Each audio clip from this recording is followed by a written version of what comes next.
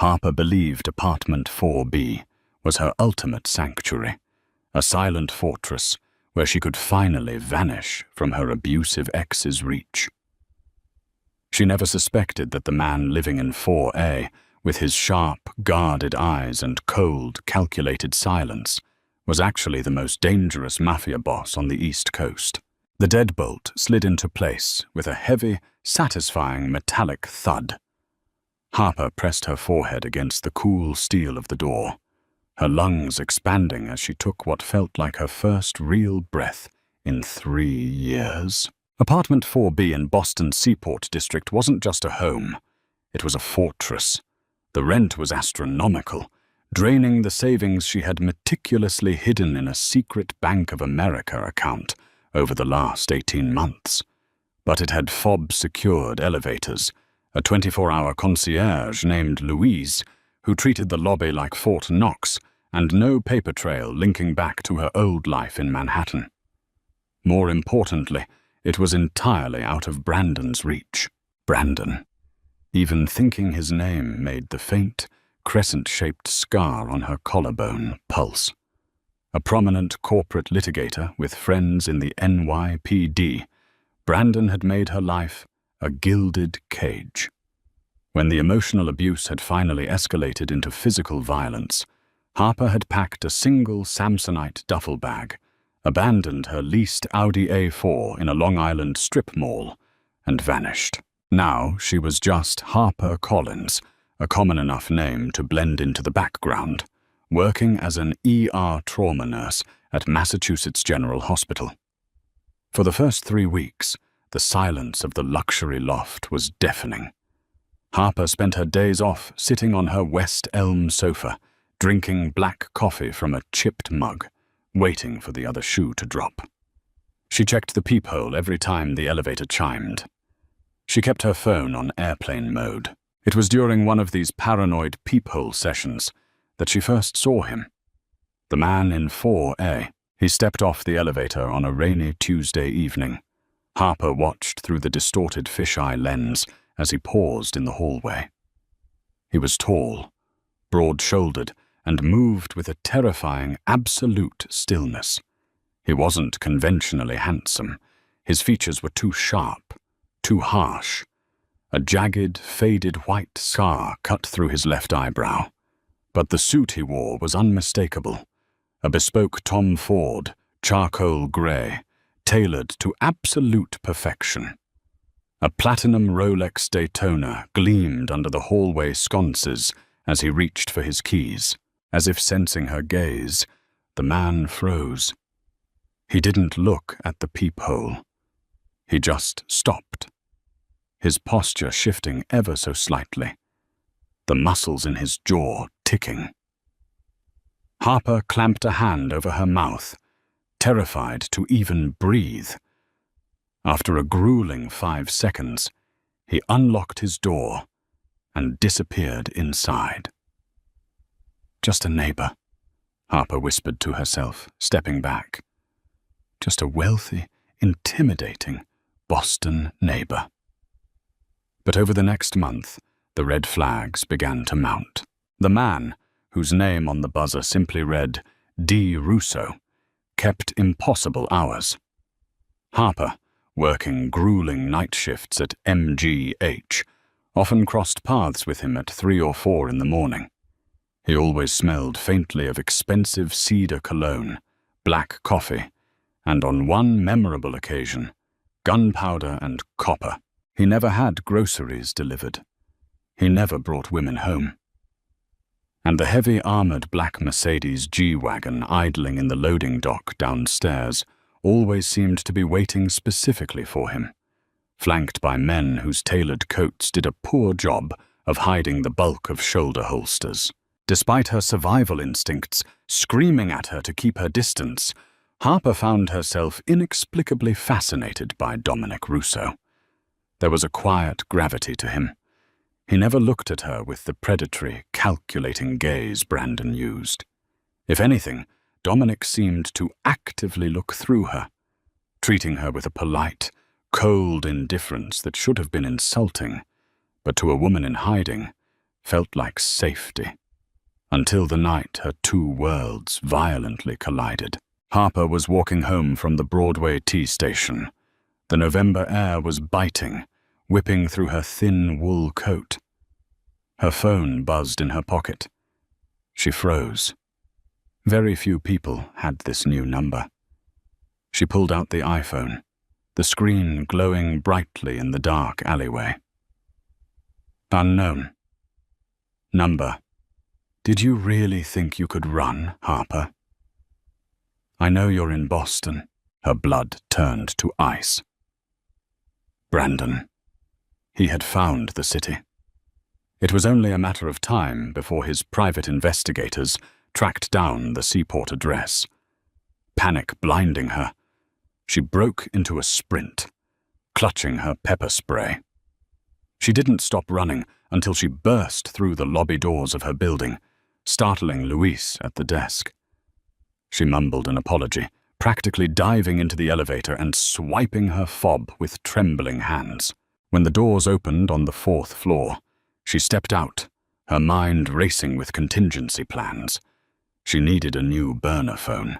She needed to empty her checking account. She needed to run again. But as she turned the corner toward her door, her foot slipped on something wet. Harper looked down. The hallway runner, a plush, cream-colored wool, was stained with a thick, glistening trail of crimson. The blood led directly to the door of 4A. Harper's medical training kicked in before her common sense could stop her. The trail of blood was heavy, indicative of an arterial compromise or a deep puncture wound. She followed the crimson droplets. Dominic's door was slightly ajar. The heavy wood splintered near the lock as if someone had kicked it open, though the apartment inside was dead silent. Run to your apartment, lock the door, call the police. The rational voice in her head sounded exactly like her old self. But if she called the Boston Police Department, it would generate a report. Her name would be in the system. Brandon's contacts would ping it in hours. She couldn't risk the cops. Taking a shaky breath, Harper pushed the door to 4A open. "Mr. Russo," she whispered. The apartment was sprawling, a minimalist masterpiece of dark leather, steel, and floor-to-ceiling glass overlooking the Boston Harbor. And on the $10,000 pristine white rug in the center of the living room, Dominic Russo was bleeding out. He was slumped against a glass coffee table, his Tom Ford jacket discarded on the floor. His white dress shirt was soaked in a horrifying amount of red. In his right hand, resting casually on his knee, was a matte black Glock 90. As Harper stepped forward, the gun snapped up, the barrel pointed directly between her eyes. His movements were lightning fast, despite the catastrophic blood loss. "Give me one reason not to pull this trigger," Dominic rasped, his dark eyes clouded with pain, but lethal all the same. Harper raised her hands slowly, showing her empty palms. "Because you're going into hypovolemic shock," she said, keeping her voice incredibly steady, a skill she had honed in the ER trauma bays. "Your skin is pale, you're shivering, and judging by the amount of blood on the rug, if you pull that trigger, the recoil will probably make you pass out. I'm a trauma nurse. Let me help you." Dominic stared at her for a long, agonizing moment. The silence in the room was heavy, broken only by the rhythmic drumming of rain against the glass panes. Finally, his arm dropped.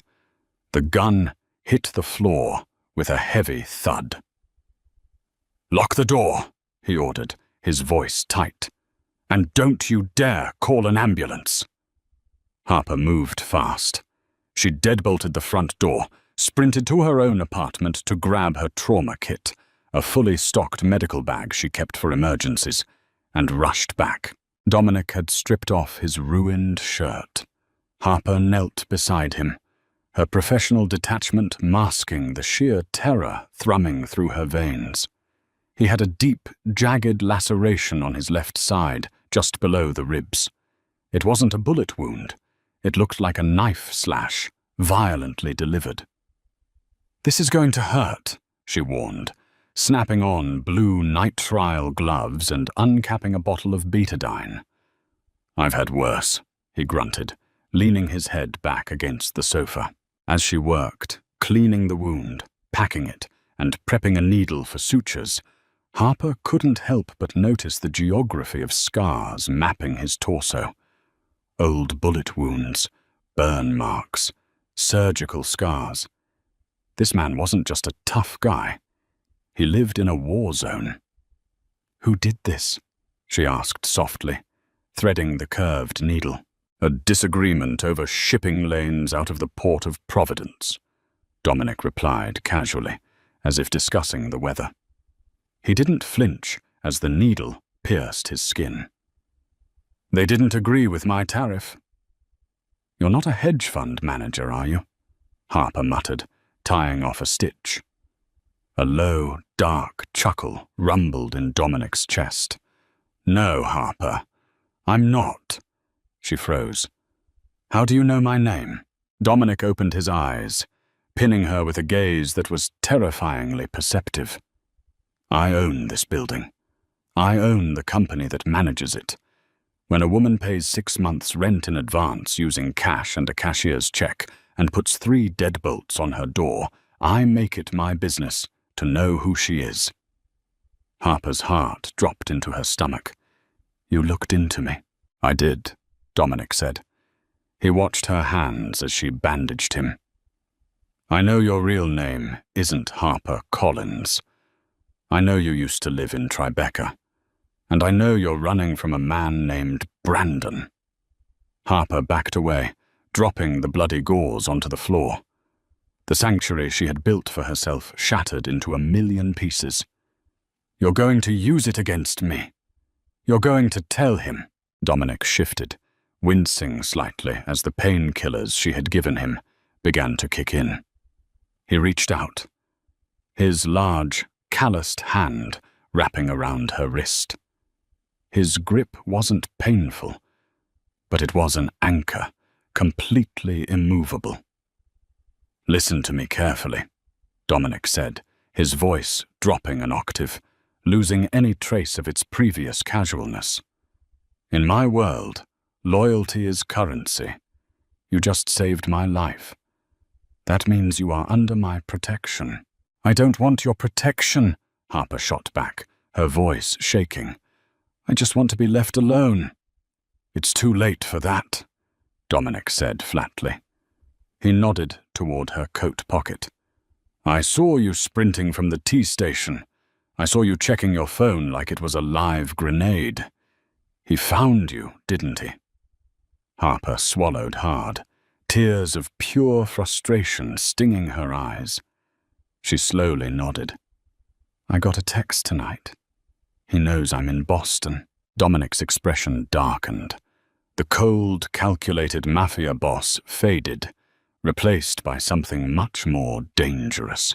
A predator looking at a threat to his territory. "Let him come," Dominic said softly. "The men I deal with are monsters, Harper. Brandon is just a bully in a suit.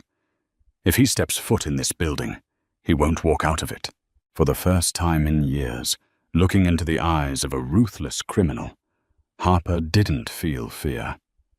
She felt a twisted, terrifying sense of security. She had moved into the apartment to hide from the devil she knew. She hadn't realized she was moving in with a devil who was willing to fight for her. But the text on her phone was just the beginning. 300 miles away in New York, Brandon had already hired a team. And they weren't just coming to serve legal papers. They were coming to drag her back, kicking and screaming. The war was coming to the 4th floor of the Harbor View lofts, and Harper had just inadvertently picked a side. The 48 hours following Dominic Russo's stabbing were a masterclass in organized chaos. Harper's quiet, sterile world was entirely upended. The illusion of safety she had painstakingly constructed in apartment 4B was replaced by the terrifying, undeniable reality of apartment 4A. She had not returned to her own unit. Under Dominic's strict, uncompromising orders, her belongings had been swiftly moved into his sprawling penthouse suite by two of his silent, heavily armed associates, Leo and Matteo. Harper had protested, naturally. She had paced the length of Dominic's Brazilian walnut floors, arguing that staying with him would only put a larger target on her back. She insisted that Brandon, her abusive, relentless ex-fiancé, was a corporate litigator with deep pockets and dangerous connections at Vanguard Security, a private military contractor known for operating outside the boundaries of the law. Dominic had simply watched her pace from his position on the leather sofa, nursing a glass of Macallan 18-year-old Scotch. Despite the heavy sutures pulling at his left side, he looked completely unbothered by the impending threat.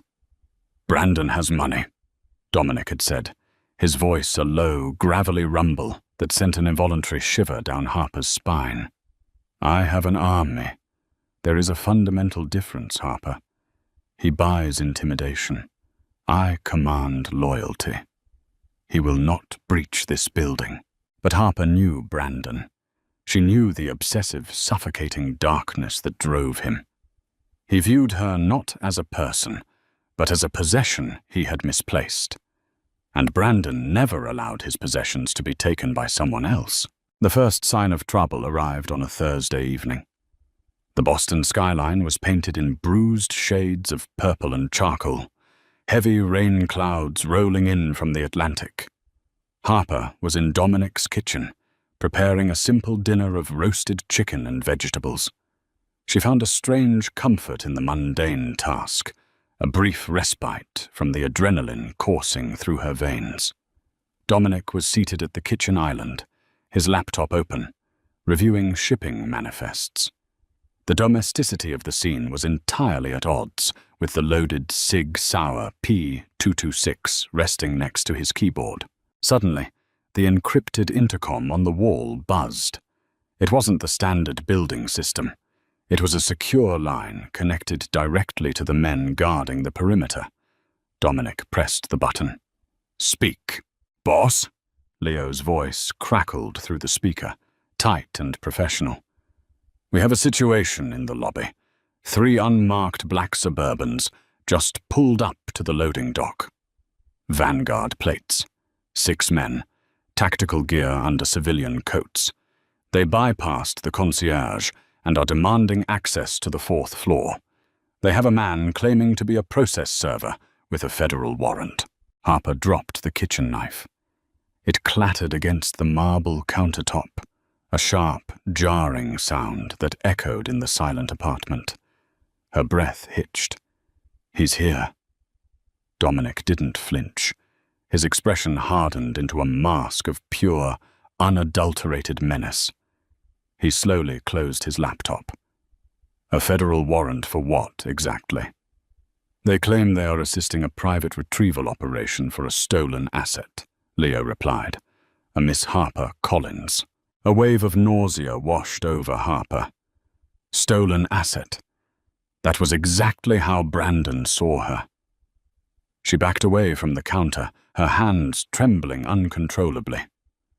"Dominic," she whispered, her voice cracking. "They'll tear this place apart. They'll kill your men. Let me go out there. If I surrender, he might just leave you alone." Dominic stood up, wincing slightly as his injured side stretched. But he ignored the pain. He crossed the kitchen in 3 long strides, stopping mere inches from her. He reached out, his large hands gripping her shoulders firmly. The warmth of his touch was grounding, pulling her back from the precipice of panic.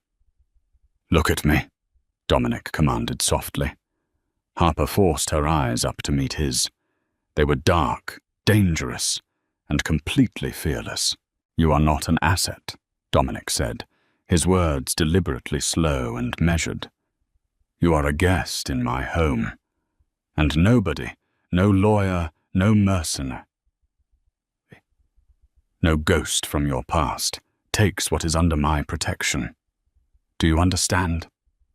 Tears pricked Harper's eyes, but she nodded. "He won't stop, Dominic. He's a monster." "Then it's a good thing you moved in next to a bigger monster," Dominic replied, a dark, lethal smirk playing at the corner of his mouth. He turned back to the intercom. "Leo, lock down the elevators. Engage the secondary security protocols. If they attempt to breach the stairwell, authorize lethal force. Nobody gets past the second floor." "Copy that, boss." The intercom clicked off. The heavy silence descended again, but it was thick with anticipation. Dominic walked over to a seemingly ordinary bookshelf against the far wall. He reached behind a thick, leather-bound volume of Dante's Inferno and pressed a hidden mechanism. The entire bookshelf swung open silently, revealing a hidden armory that looked like it belonged in a military compound. Rifles, tactical vests, ammunition boxes, and communication gear lined the walls. Dominic pulled a heavy Kevlar vest from a hanger and tossed it onto the sofa. "Put that on," he instructed Harper, his tone shifting from protector to commander. "Dominic, your stitches are holding fine," he interrupted, grabbing a sleek, short-barreled automatic rifle and checking the magazine. "Harper, I need you to stay in the secure room behind the armory. It's reinforced steel. Even if they make it up here, they won't be able to breach it before my reinforcements arrive." "Reinforcements?" Harper asked as she struggled to pull the heavy Kevlar vest over her head. "I made a few phone calls while you were cooking," Dominic stated casually, slipping a spare magazine into his pocket. "The Vanguard team thinks they are hitting an isolated target. They don't realize I have 60 armed associates currently surrounding this building, closing the net." Brandon walked directly into a trap. Harper stared at him, her mind struggling to process the sheer scale of the violence about to unfold. She had thought she was running away from danger. Instead, she had positioned herself at the very epicenter of a Mafia war. Suddenly, a loud, concussive thud vibrated through the floorboards. The lights in the apartment flickered and died, plunging the penthouse into absolute darkness. A second later, the red emergency lighting kicked on, casting an eerie, bloody glow over the living room. "They blew the power grid," Dominic said, his voice calm, analytical. He handed Harper a heavy maglite flashlight. "Get in the secure room. Now!" Harper didn't argue. She moved quickly, slipping past the armory shelves and into the small, windowless panic room at the back. It was stocked with water, medical supplies, and a bank of security monitors. Dominic stood in the doorway, his silhouette framed by the red emergency lights. "Lock the door behind me. Do not open it for anyone but me.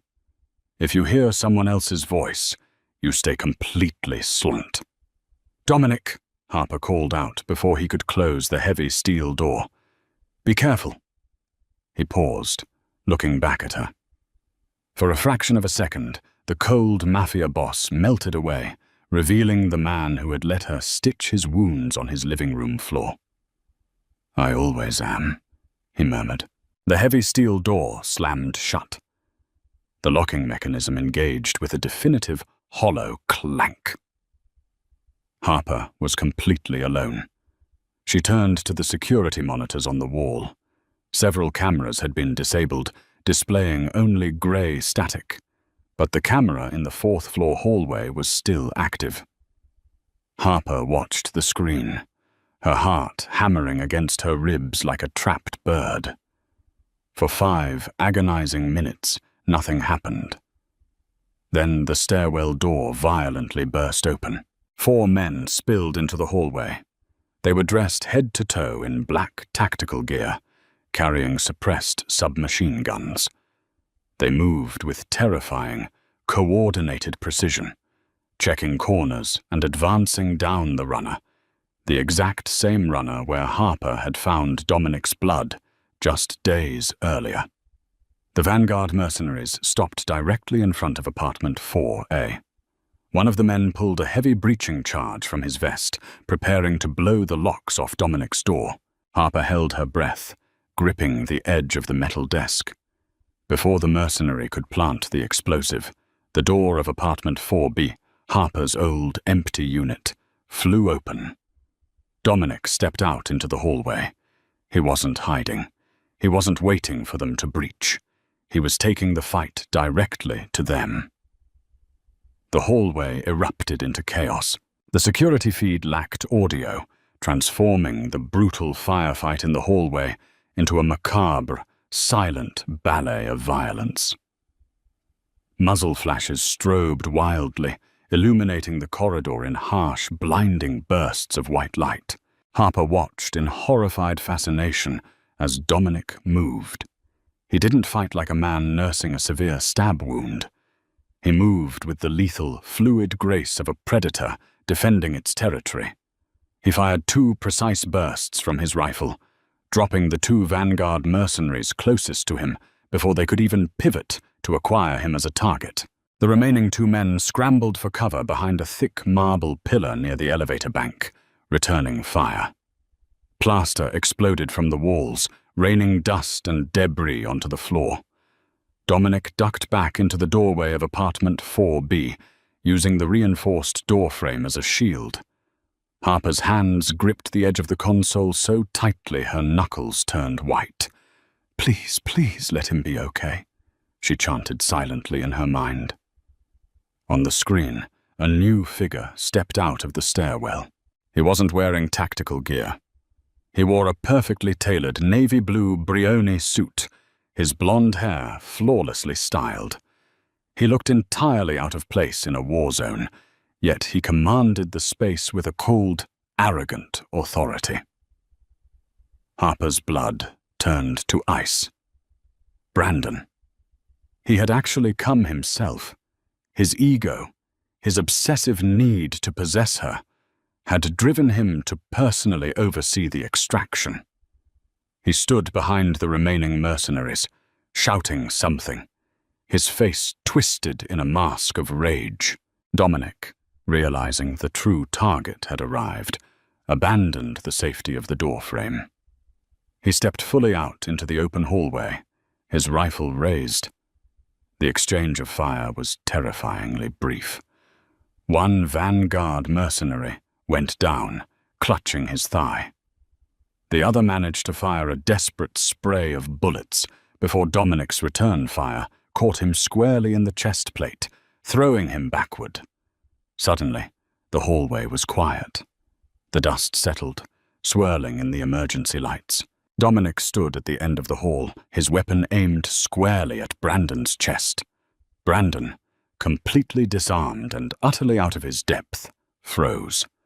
The corporate bully had finally come face to face with a genuine monster, and the reality of his situation seemed to crush him. Harper couldn't hear the words being exchanged, but the body language was clear. Brandon was trying to negotiate. He held his hands up, taking a slow step backward toward the stairwell. He was offering money, making threats, attempting to use the same manipulative tactics that had kept Harper trapped for years.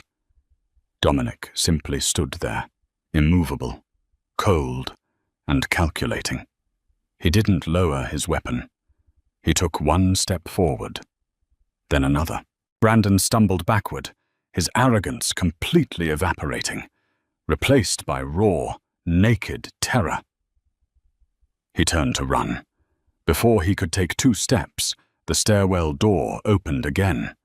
Leo and Matteo stepped out, their weapons drawn, completely blocking Brandon's only exit. The trap Dominic had mentioned earlier had closed. Vanguard's men on the lower floors had clearly been neutralized. Brandon was entirely surrounded. Dominic lowered his rifle, letting it hang by the sling. He walked slowly down the hallway until he was standing face to face with the man who had terrorized Harper for 3 years. Harper pressed her hand against the cold glass of the monitor, tears streaming down her face. Not tears of fear, but tears of overwhelming, shocking relief. It was over. On the screen, Dominic leaned in, speaking quietly to Brandon. Whatever he said caused Brandon's face to drain of all color. His knees buckled slightly. Dominic didn't touch him. He didn't have to. The pure psychological dominance was enough to shatter the man. Dominic gestured to Leo. Leo stepped forward, grabbing Brandon roughly by the collar of his expensive suit and hauling him toward the service elevator. Matteo followed, dragging the injured mercenaries out of sight. Within minutes, the hallway was empty, leaving only the bullet-riddled walls and the lingering dust as evidence of the siege. Harper sat in the silent panic room for what felt like hours, though it was likely only 10 minutes. The heavy steel door finally clicked, the locking mechanism disengaging. The door swung open. Dominic stood in the threshold. He looked exhausted. His white shirt was covered in plaster dust, and a fresh patch of red was slowly blooming through the fabric near his side, where his stitches had likely torn. But his dark eyes were incredibly gentle as he looked at her. "He's gone," Dominic said quietly. Harper stood up, her legs trembling so violently she nearly collapsed. "Gone? Like dead?" "No," Dominic replied, stepping into the room. "Death is too quick for a man like that. I had my associates place him on a private cargo plane bound for a facility I own in South America. He will spend the next several decades working in a lithium mine. He has no money, no identity, and absolutely no way to ever contact you again. The world thinks Brandon abruptly relocated to Dubai for a permanent corporate position. He no longer exists." Harper stared at him, trying to comprehend the magnitude of what he had just done. He had dismantled her nightmare with a single, ruthless stroke. He had given her back her life. She closed the distance between them, wrapping her arms carefully around his neck, avoiding his injured side. She buried her face in his chest, breathing in the scent of gunpowder, cedar, and survival. Dominic hesitated for a fraction of a second before his strong arms wrapped around her waist, pulling her flush against him. He rested his chin on the top of her head, his heavy sigh vibrating through her. "You're safe, Harper," he murmured into her hair. "Nobody will ever touch you again." "I know," she whispered, squeezing her eyes shut.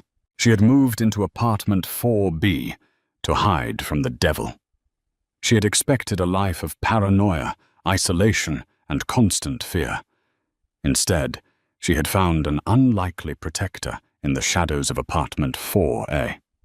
Dominic Russo was a criminal, a mafia boss, a man steeped in violence.